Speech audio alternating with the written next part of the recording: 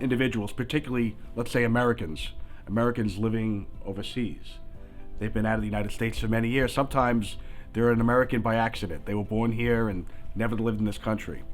And we're finding more and more of these people have obligations to file U.S. tax returns. If you're a U.S. citizen, you have to file a U.S. tax return. So we get a hold of them, we let them know, look, there's a one-time opportunity here to file back taxes, report all your foreign bank accounts. Since you've been living out of the country most of your life, the penalties are minimal, but we have to get you compliant. If they don't do that, they could be liable for these taxes for the rest of their life. So we straighten their situation out. The number one need for our clients who are doing business internationally is what we call transfer pricing. Transfer pricing is what occurs when related parties conduct business and they cross borders. When you cross borders, one country wins, the other country may lose. So if the price is too high, the country that's whose taxpayer is paying it is going to have a lower tax base. So transfer pricing is important. What we have to do is we have to look at those transactions. We have to advise them. We work with economists. We do transfer price studies to get it right. The pricing has to be what we call arm's length. If it's not arm's length, then one side of the equation might not be happy. So you have to satisfy the U.S. government, the counterpart, and maybe a third country when you're doing transfer pricing. There's something out there now called BEPS. BEPS is being promulgated by the OECD. It's an international economic organization. The United States is not part of BEPS, but that's a trend that's happening around the world.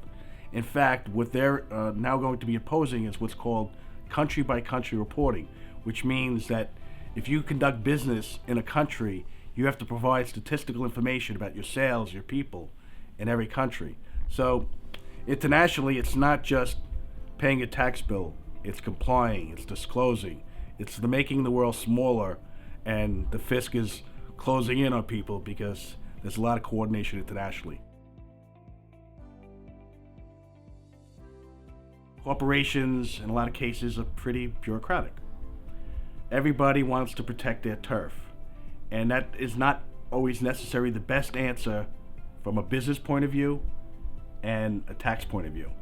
So we get in there, we interview management, we try to find out where functions are performed and how things can be restructured so that, as I said, not only are they reducing the tax liability and complying with the tax law, but they're coming up with a better answer for business.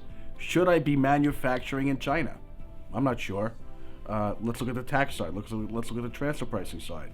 So it's not only just one way you have to look at it. You have to look at all aspects of our clients and their investments and their business activities.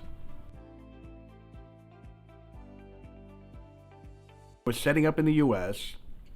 What do we have to think about? I have a law firm that wants to come here. The question is, can I practice law in New York? Well, I'm an accountant. I don't necessarily know that. I'm fairly sure I know the answer, but you have to get the team together. You get the immigration attorney, you get the corporate attorney, you get the real estate person, the bankers. It's a team effort when we bring people into the country. A lot of soft issues we deal with, getting the family relocated here, just getting them in the right schools, language classes, and it's a whole set of issues and circumstances that we need to deal with when our clients come to the U.S. Not just tax, not just accounting, but law and family and personal matters.